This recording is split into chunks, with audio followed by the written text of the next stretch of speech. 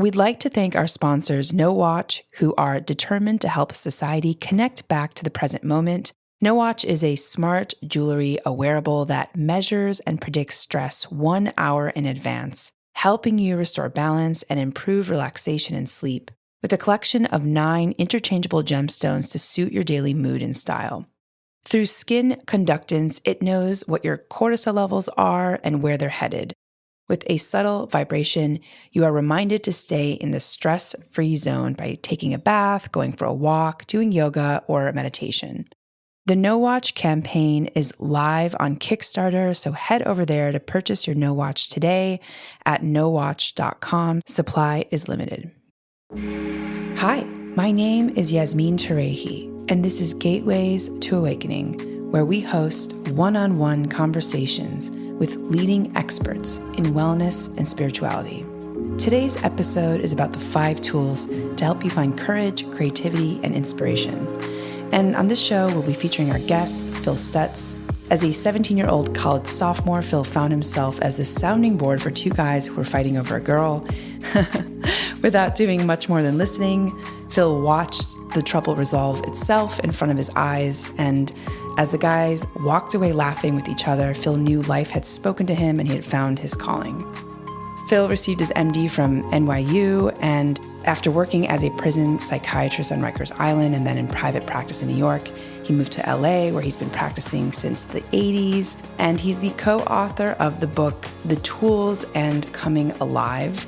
And I read The Tools a couple years ago, and it drastically changed my life when I was implementing them. And I really wanted to share the tools with you. And I also think Phil has such a wealth of knowledge when it comes to personal development and being able to take frameworks and really implement them into your life. So without further ado, welcome to the show, Phil. Thank you. Thank you very much. I hope I can live up to that introduction. So to kick it off, actually, I'd love, before we get into your background and how you came to practice, I'd love to talk about the tools, like for people that are listening in who may have never heard of them, or maybe folks who have heard of them but need a refresher. What are these 5 tools and why did you create them? Here's what happened to me. I'm always a little bit intellectually rebellious anyway.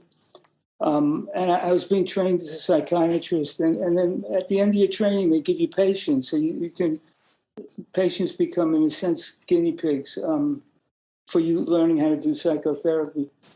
And there was something about it that the way I was being taught and the way I was being supervised, there was something about it that just, it struck me as wrong.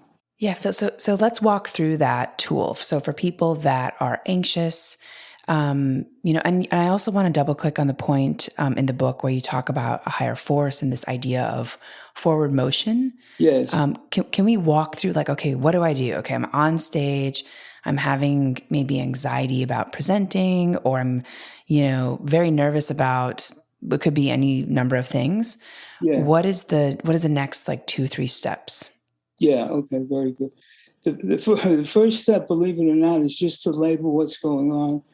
A lot of people don't even have a model to define what the challenge is. So here the challenge is very clear. It's how do you reverse your relationship to fear, basically, to avoidance. So what you do is instead of trying to squash your fear or push it down, you want to feel it as deeply as you possibly can.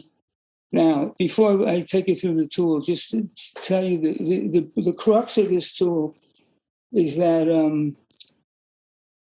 it's called the law of fear, which is if you avoid fear, it gets worse. If you try to back away, avoid giving a presentation, the fear gets worse. If you accept fear, or if you go towards your fear, the fear diminishes. Now, it's not 100% true, but it's much more true than you would think. So, and this gets into the concept of training people. So you're training people to recognize fear in the moment, right now, when it comes up, and then faster than they can think, just to use the tool and see what happens. Is that clear? I'm going to take you through the tool right now. Yeah, that's very clear. Yep. Okay, good. So what you do is you feel the fear and you say, obviously this is all silent, but you want to make it an intense inner experience, even though it's, even though obviously you don't want to break your lease or something by scream. But the first thing you say is, bring it on, like that, with as much force as you can. And what happens is your fear appears like a cloud right in front of you. And the next thing you do is you want to rush right into that cloud of fear and become one with it. And when you do that, you say, I love fear. Okay, so it's bring it on. The fear emerges as a cloud. You go right into the fear and you say, I love fear. And you become, as deeply as you can, you're going to become part of that fear. Now, the third step is you've gotten so deep into the fear that you're actually past the fear. It's behind you. And at that point, you're like, it's like being shot out of a gun. You feel this force pushing you forward. And we'll talk about that in a minute. And then you say, fear sets me free. So it's bring it on. I love fear. Fear sets me free. Some people just say the words and it's helpful. Now, the philosophy behind this has to do with forward motion. In other words, the philosophy that we work under is most things get better if you're making forward motion, and whatever that means to you, we can discuss that. And the reason is the whole universe is in motion anyway. And if you put yourself in motion, it puts you more in harmony with the environment of the world outside you. So, and that's most of the time when people meet me for the first time, this is the tool that they want. And for some of them, it's the first time in their life they've ever had anything that would help them with fear. So, there's a typical shrink thing where the person will come in, their anxiety is out of control, and then they'll always want to go back to, well, you had an abusive father who destroyed your self-esteem. That's not wrong, by the way. It's just it doesn't help them right at that moment. Now, to be fair to the whole, how would you say, psychiatric establishment, they've gone way beyond that now. So it's no one is in such a like mechanical way just says, well, actually, some of them do, but the younger ones I don't think do. They don't just say, well, let's go back again for the 9 millionth time to the causes. I'm not against finding out causes. I'm really not. But this has to come first. Why does this have to come first? Number one, because people have real problems and they're suffering. Number two, if you want to imbue somebody with any kind of confidence in themselves or in the future or in the therapy itself, you have to take them through an experience that gives them some hope. And you can't do that by talking. I've been doing this for 40 years. You can't do it by talking to them. You have to create an experience. And that is the conceit of this whole philosophy. Phil, that's so powerful, giving them some level of hope that you can move forward. Because I think so many people, even if they become aware of what's happening, like, something happened to them in childhood, or they have like some sort of trauma, knowing that is not enough to move them out of it. No. And so that's why I love the tool so much. Okay, so reversal of desire. So, you say the words, bring it on when there's a fear, and you move right into that dark cloud, and you feel it, you experience it, and you essentially move through it. Because I think a lot of people, they get scared that, that they're just going to get stuck in that area, and it's just going to hold them and maybe debilitate them. And so, my question is like, how long does that usually last? Like, are you saying that there's just this propeller motion that you're just supposed to like move through this, with such intensity and such force? And also, you talk about how these tools are not, there's something that you should be integrating into your life. Like, you can't just do a one time and expect that this will work indefinitely. It has to be like, kind of a part of your life and a consistent practice. So if you could speak about those two things, that would be great. Yeah. Number one, all of this requires a tremendous amount of repetition. My partner, Barry Michaels, who's a co-author of both of those books, is he's the greatest single user of the tool. User, he's got a huge practice, he's famous, but a user of the tools, which makes me respect him more than anything else. In other words, he uses them more than I do. In fact, the interesting thing is when I discovered all these tools in I guess in my early 30s, the first 2 years after I discovered them, I never used them, never. I thought I was better than the patient. So then life got so difficult. I went through so many things. I said, this is ridiculous. I made all these tools up. Why can't I use them? And I did. It was pretty much life-changing. What was the question again? I know I'm going off. And the other question was, how many times does it take for the tools to really stick and work? Yeah, listen very carefully. There's a thing called a string of pearls. I mean, there's no visual on this, but if you just imagine, like a line and then a circle, a line and then a circle, all connected. So it's like a string of pearls. Okay, each one of those circles represents an effort, a willful effort to do something. It applies to anything, but it certainly applies to these tools. What does that mean? It means that your identity, so the string of pearls is effort, effort, effort, effort, independent of the results of any given effort. In other words, one effort may be smashing and the thing may go away for a day. Another effort may do nothing, and anything in between. It doesn't matter. No one thing matters. The string of pearls is a philosophy that insists that you keep going. That's the best way to say it. Now, how do you do that? You say, I'm not somebody who's free of fear. I'm not somebody who's crushed by fear. I have no opinion about that. My identity is I'm the one who puts the next pearl on the string.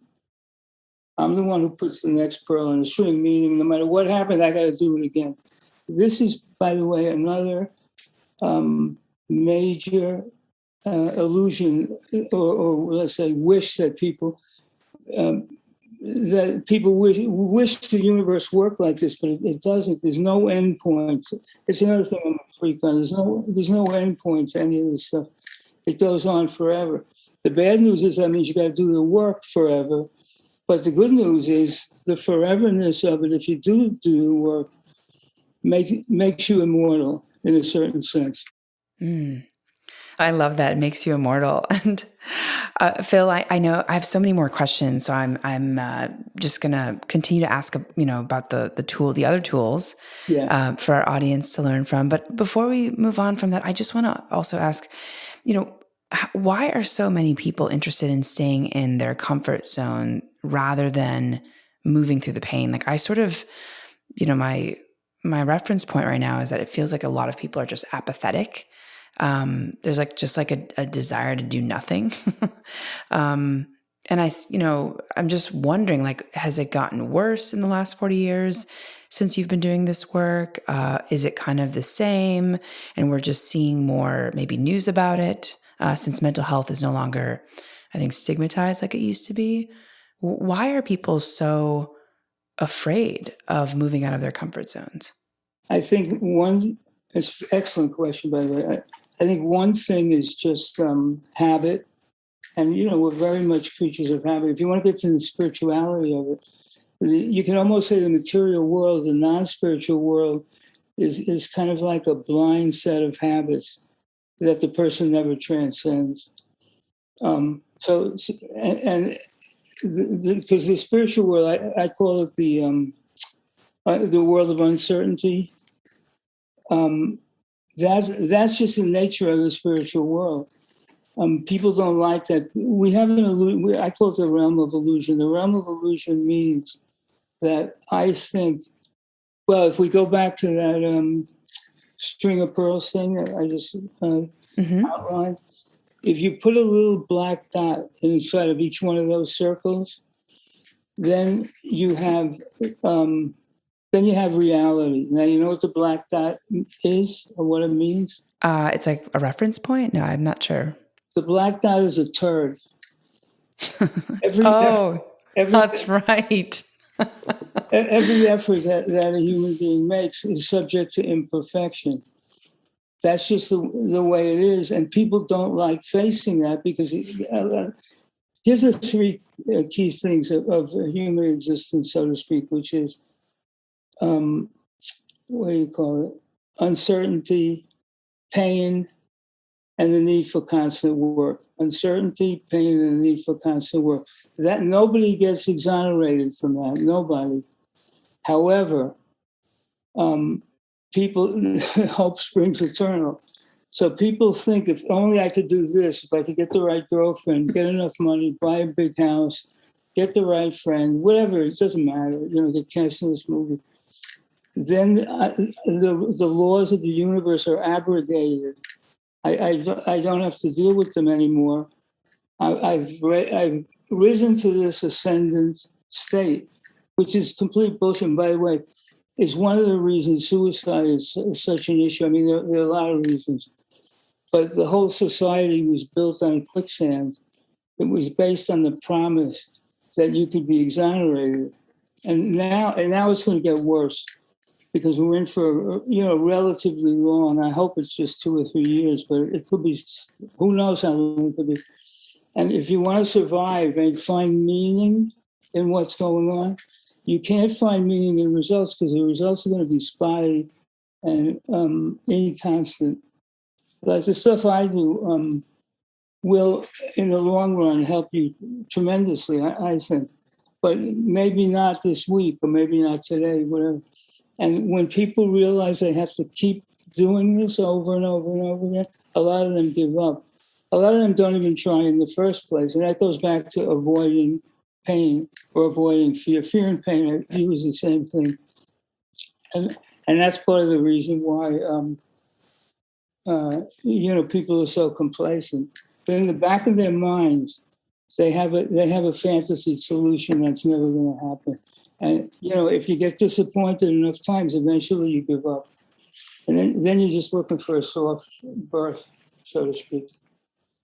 Wow, yeah, that's so poignant, this results-driven culture. I mean, I think it's just the nature of capitalism and the world that we live in, which I think has kind of blocked us from connecting to ourselves, yes. And doing that deep inner work. Like, we're all looking for validation and truths outside of ourselves rather than turning inward, which is, I think it's hard. You have to face a lot of things that, in culture we've decided to numb out. So Phil, I want to talk about active love, which is the next tool. Okay. And I was wondering if you could talk a little bit about the maze, as, this is something that so many of us get stuck in. I call it a spiral. Yeah. I love the image of a maze. And can you talk about that and how you connect with what you call the outflow? Yes. Okay, here it is. We all have an idea about how we think we should be treated by the world and how people should deal with us, think about us, show us respect. Mostly it's respect. I saw this clip once of this kid who was, ghetto kid. He was he was up for I think murder 1 or murder 2, I don't know. So, and the cop was interviewing me. He said, "Why did you do this?" The kid was on his knees begging for his life, and the other kid says, "I had to kill him because otherwise I would lose respect." Now you might say, "Well, that's the ghetto, whatever," but the ghetto is just a complete mirror of what the more educated part, if you want to use that as a code word. It might not involve murder as much, but okay. So I'm going into so respect is, if somebody insults you, if they say your script sucks, I don't like the way you talk, I don't like your friends, you gave a poor presentation. It doesn't matter what it is. If you get, so we call that an injury. So you to your sense of well-being, to your sense of value as a human being, it's attacked, right? Now here's what happens after that. So your feelings are hurt, and you feel you were mistreated. If you want to think of it as a kind of victim thing, it's very ubiquitous amongst human beings. But here's the problem. then part of your mind, which I call part X, says, I am not moving forward with my life, which has nothing to do with the person who disrespected me, until I get paid. And what does that mean? It means the person will either I take revenge on the person, I kill them, or whatever I do to them, or they apologize to me, or they make it up to me or something. So, there's a thing in Hamlet that when the ghost comes to tell Hamlet he has to avenge him, and the ghost says, you have to make the balance right, or something to that effect. And it didn't work out too well, because by the end of the play, everyone's dead, except I think the uncle. So it's not a good way to live. Hope, believing that you're entitled to, or it's even possible for you to get something that will compensate you for the pain that you felt. Now, but people obviously they don't believe that, or they don't understand it, or they don't want to understand it. So life gets put on hold. That's the maze.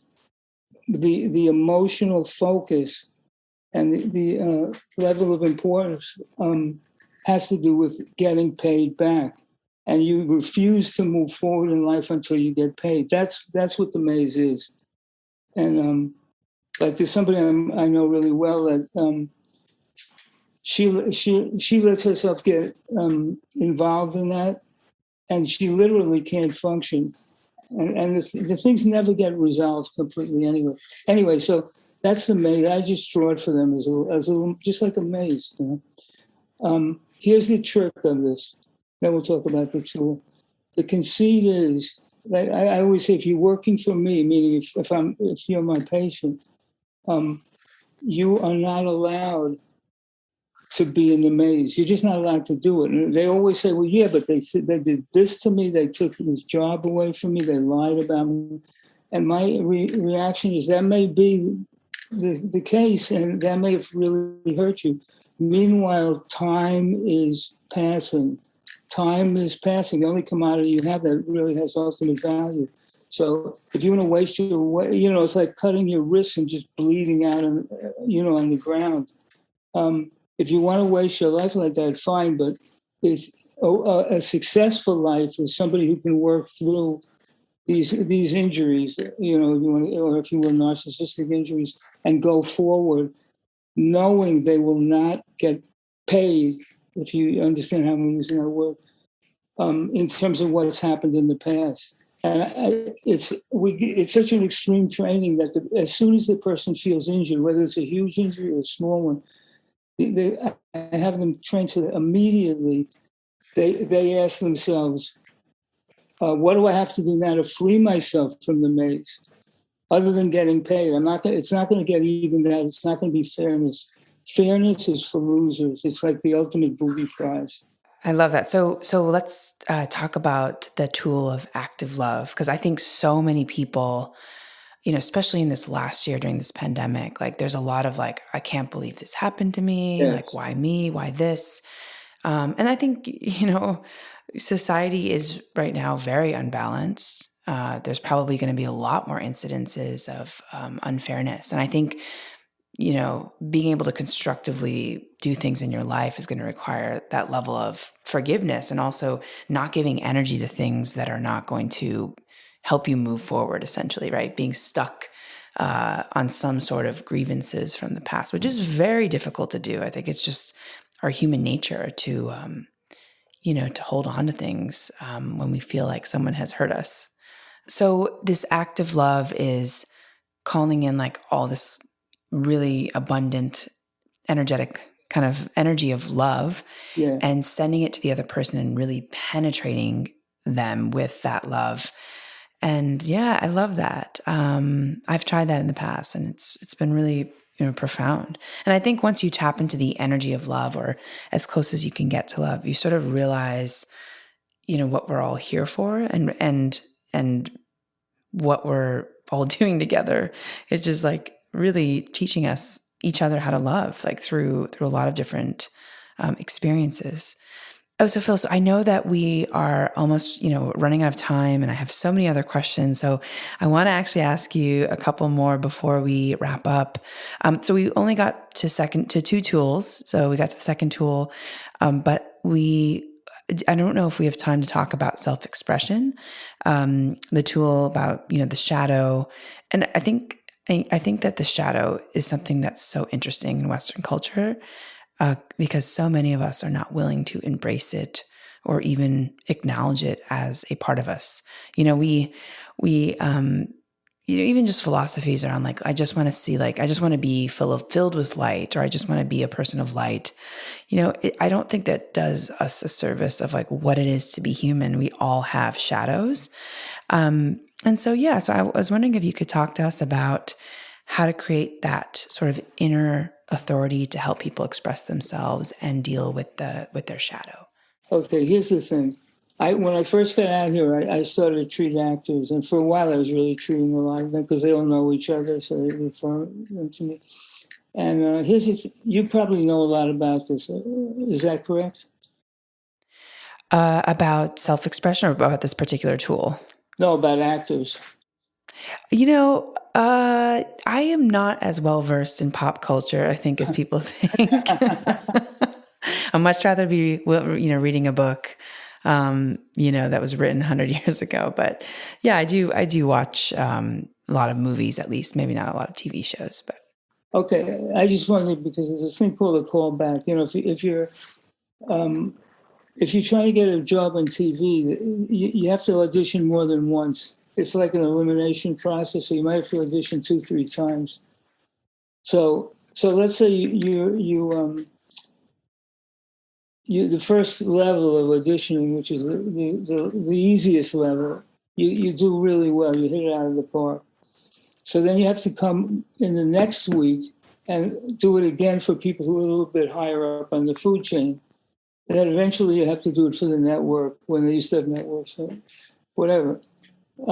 But here's what would happen to them. So the guy would give a great first audition.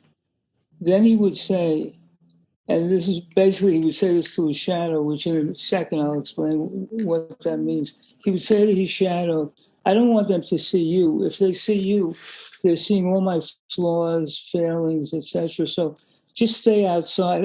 I'll be back in 5 minutes. I'll buy you an ice cream cone. Just stay outside. So the actor tries to go in and give the audition without his shadow. Now, do you know what happens? Tell us what happens. What happens is you get a flat reading. See, the shadow, even though it's the part of you that you're insecure about, that seems very flawed, it's also the part of you that's juicy, that's mysterious, that adds a dimension. It adds that vibratory dimension to things that it's hard to define. So if you try to do the audition without the shadow, it comes out flat. It's like, yeah, he's all right, but no interest.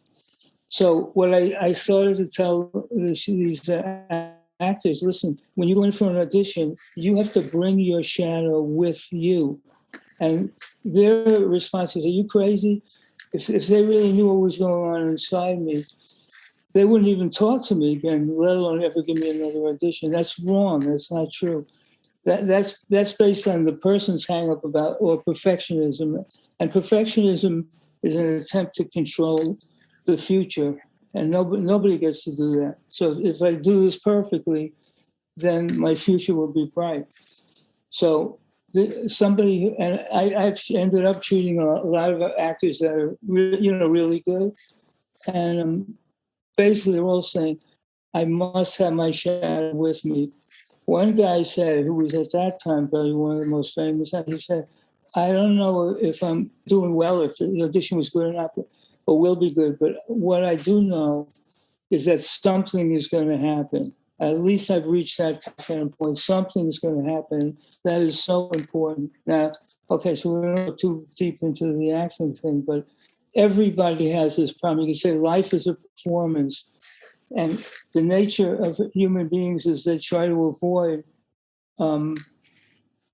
anything. They try to perfect the experience of presenting something. What that does is it makes them nervous. It makes them look like they're unprepared. And it makes the other, if you don't bring your shadow with you, it makes the other person. And for me, it feels like it's hard to trust someone who doesn't bring their full self. And I think what's so interesting about that, like your shadow side and your light side, is that we all have this tension, this like really this paradox within us. And I think so many of us just want to sit in one of the polarities, which just feels so unbalanced too. So I love that. I mean, I think, and then specifically, if I recall the tool correctly, what you tell the shadow, you kind of like, can we walk through the actual tool itself? Because I remember that you kind of tell the shadow to sit next to you, but also to watch. Isn't there some kind of piece of that when you're kind of presenting? Well, okay, this tool is, as it should be, it's constantly evolving and changing. Okay. But the idea of the tool is the sense of authority, the sense of confidence, the sense you know what you're doing, the sense of flow has to come from your relationship with your shadow. However, that means you have to tolerate him bringing him with you, or her in your case. Here's where it starts to get dimensional or multidimensional. Nothing that I tell you now will work unless you're working with the shadow every day. Why? Because the shadow, almost 100% of the time, the shadow feels abandoned. And, you know, the ego is going out and trying to conquer the world or accomplish this and that. And the ego has a set of values that don't turn on the shadow. That means nothing to the shadow. Doesn't give a shit if you get a part or not. So here's one way to do it. I just got a little lost because I'm constantly changing my relationship with the shadow. But what you do is you see you have, first of all, you have to do some homework. You have to get into can I find an incident in my life, not going back to last week or last year, and can do that. It doesn't matter, where I felt publicly humiliated, inferior, unacceptable, flawed, whatever. And, you know, the classic one is like the freshman year in college. And the person got depressed. They weren't making any friends. They stopped leaving their room, et cetera, et cetera. But whatever it is, because you need a picture of yourself. You need a picture of your shadow. That's number one. And you can't do that on the spot while you're having to express yourself. You have to be working on that all the time. And by the way, the shadow will morph. You won't even see her the same way every time. So it's much more complex than the other tools. Okay, but let's say you have this picture of this person and you're about to, let's say, make a presentation or something. You say to the shadow, I can't do this without you. And sometimes it's good to actually get down on your knees and beg, please help me. And the more vulnerable you can be in that moment, the better. And what you do, the reason that's called inner authority is that's in contradistinction to the audience, in quotes. In that chapter, the audience is problematic because if you want the approval of the audience, that's outside you, right? You're looking outside you, away from your shadow. So, and what I tell people is after they beg the shadow to help them, while they're actually presenting themselves, they try to keep the shadow in mind. They try to see her while they're talking. Now, at first, that seems really difficult because people are afraid if they let go and include the shadow that they're going to sound like idiots. I have this problem all the time. Like even today, I've been working on it. So basically, you have to give yourself up. So you beg, and then you have to be as bold as you can in terms of expressing yourself, keeping the shadow in mind, or in mind isn't even a strong enough word. Visually seeing the shadow is probably the best way to say it. And as you get better at it, you want to get the feeling, not just the concept. You want to get the feeling that she's with you. that may be why you mentioned the sitting next to you. Got it. Wonderful. Well, Phil, thank you so much for your time. I have so many more questions, but I want to be respectful of your time. So have a wonderful day, and I'll be in touch when this interview is close to airing. Okay, great. Thank you so much. And for our audience, thanks for joining and for listening. In this episode, we learned about some tools to help you find courage, creativity, and inspiration. And you can tune in to Gateways to Awakening, where we host one-on-one conversations with leading experts in wellness, well-being, and spirituality. Thanks again.